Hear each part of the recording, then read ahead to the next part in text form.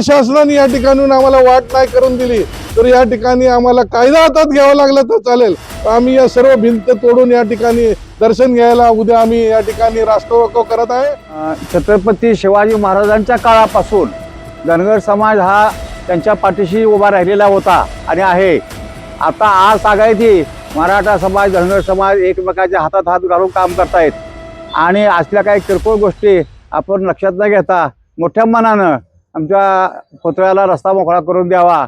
आणि अमरसिंह देशमुखांना एवढं सांगायचं आहे की आजपर्यंत 50 वर्ष धनगर समाजाने तुम्हाला या ठिकाणी मतदान करून तुम्हाला मोठं केलं तर तुम्हाला या ठिकाणी एक तुमचा एक मोठीपणा होईल तुम्ही। आणि या संस्थेचे अमरसिंह बापू देशमुख यांच्या संस्थेत हा पुतळा आहे असं त्यांचं म्हणणं आहे, परंतु हा पूर्णपणे शासकीय जागेत पुतळा आहे आणि हे पुढं जे गेट बांधलंय ते खुलं करून द्यावं अशी आमची सर्वांची मागणी आहे। 1 वर्ष झाले या पुतळ्याला कुठलाही न्याय भेटला नाही। पुण्यश्लोक राजमाता अहिल्यादेवी होळकर यांनी 5000 हिंदू मंदिरांचा जीर्णोद्धार केला, परंतु अहिल्यादेवींचा आपल्याला 1 वर्ष आटपाडीतला जीर्णोद्धार करता येत नाही।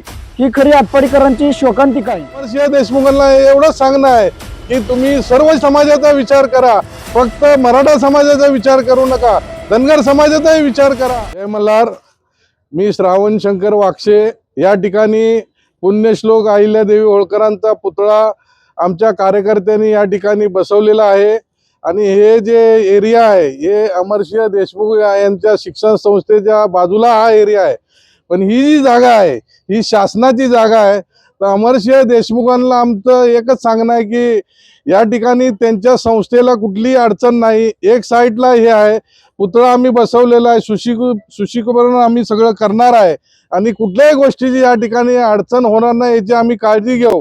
आणि अमरसिंह देशमुखांना एवढं सांगायचं आहे की आजपर्यंत 50 वर्ष धनगर समाजाने तुम्हाला या ठिकाणी मतदान करून तुम्हाला मोठं केलं तर तुम्हाला या ठिकाणी एक तुमचा एक मोठीपणा होईल तुम्ही या ठिकाणी जर सहकार्य केलं आणि या ठिकाणी जर धनगर समाजाला इथून वाट करून दिली आणि या ठिकाणी लोक आमची धनगर समाजाची आणि सर्व समाजाची लोक या ठिकाणी येऊन इथे दर्शन घेतील। धनगर समाजाचा विषय असा आहे, पुण्यश्लोक अहिल्यादेवी होळकरांनी फक्त धनगर समाजासाठी काम केलं नाही, पुण्यश्लोक अहिल्यादेवी होळकरांनी एवढे घाट बांधले, एवढे तीर्थक्षेत्र बांधले, तिथे सर्व समाजासाठी काम केलेलं आहे। आणि अमरसिंह देशमुखांना एवढंच सांगणं आहे की तुम्ही सर्व समाजाचा विचार करा, फक्त मराठा समाजाचा विचार करू नका, धनगर समाजाचाही विचार करा। आणि या ठिकाणी आम्ही कुठलेही या ठिकाणी काही या ठिकाणी झालं तर या ठिकाणी पुण्यश्लोक अहिल्यादेवी होळकरांचा पुतळा हलू देणार नाही। 1 वर्ष झालं या ठिकाणी आमच्या समाजाला दर्शन घेता येत नाही।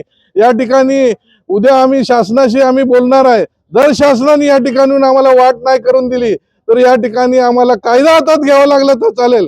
आम्ही या सर्व भिंत तोडून या ठिकाणी दर्शन घ्यायला उद्या आम्ही या ठिकाणी राष्ट्ररोको करत आहे आणि या ठिकाणी तीव्र आंदोलन आम्ही छेडू आणि हे जे सगळे पडसाद महाराष्ट्रामध्ये उमटतील आणि हे जे कोण सरकारमध्ये बसलेले असतील यांनाही सांगणं आहे की हा मोठा विषय नाही, छोटा विषय आहे, फक्त या ठिकाणी वाट करून द्यायची आहे।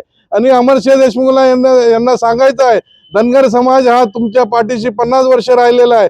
तुम्ही हा जिव्हाळ्याचा प्रश्न आहे, या जिव्हाळ्याच्या प्रश्नाला तुम्ही जर सहकार्य नाही केलं तर इथून पुढे आमच्या पद्धतीने आम्ही कसं या ठिकाणी वाट करायची आणि दर्शन घ्यायचं आम्ही या ठिकाणी ठरवू।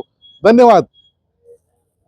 अहिल्याबाई होळकर यांच्या प्रतिमेला पुष्पहार घालण्याच्या निमित्तानं आम्ही या ठिकाणी जमलेलो आहोत। या पुतळ्याचा जो प्रॉब्लेम झालेला आहे की शिक्षण संस्थेच्या शेजारीच पुतळा बसवलेला आहे आणि तो तसं म्हणलं तर शासनाच्या जागेत आहे, तरी त्या संस्थेच्या पदाधिकाऱ्यांनी या पुतळ्यासाठी रस्ता मोकळा करून द्यावा।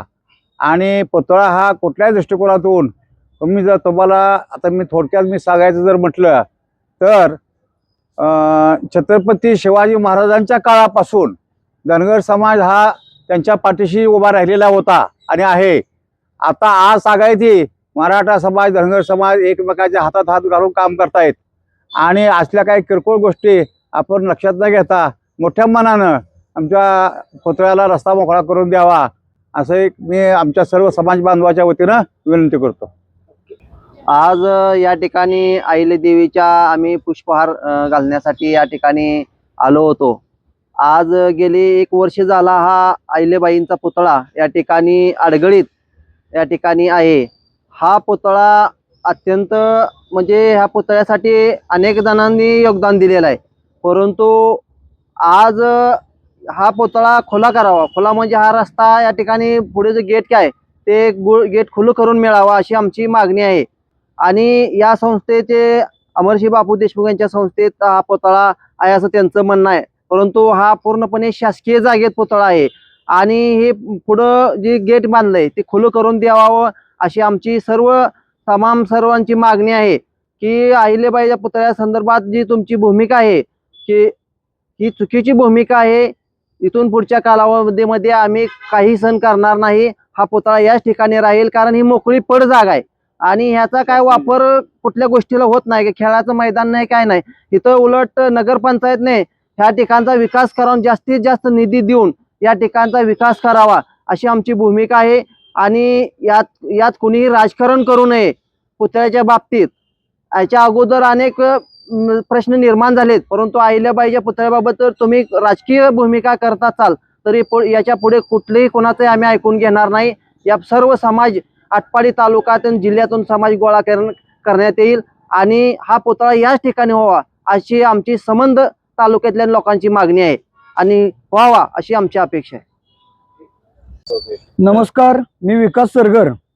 गेल्या 1 वर्षापासून जो पुतळ्याचा विषय तालुक्यातल्या सर्वांचा अस्मितेचा विषय होता, तो ह्या वर्षी आमचे शुभम हाके आणि जयप्रकाश उलवान यांनी आमरण उपोषण करून हा निषेध केलेला आहे.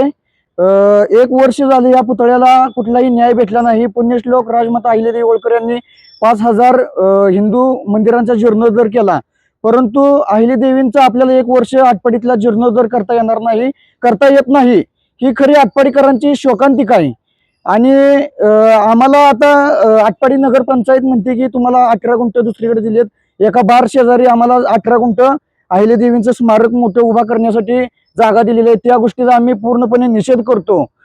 बार शेजारी जागा देणं म्हणजे हे आमचा अपमान आहे. 1 वर्ष झालं पुतळा बसवलाय. पुतळा एकदा बसवला की कायम तो त्या ठिकाणीच राहतो. आम्हाला हीच जागा इथेच खुली करून दर्शनासाठी खुली करून आम्हाला द्यावी. आणि जर आम्हाला आज आता आम्ही तहसीलदार कार्यालयाला काल सांगितले की तू आज मोजणी करणार होती, काय तर नाही झाली तर उद्या आम्ही इथं रस्ता रोको करणार आहोत.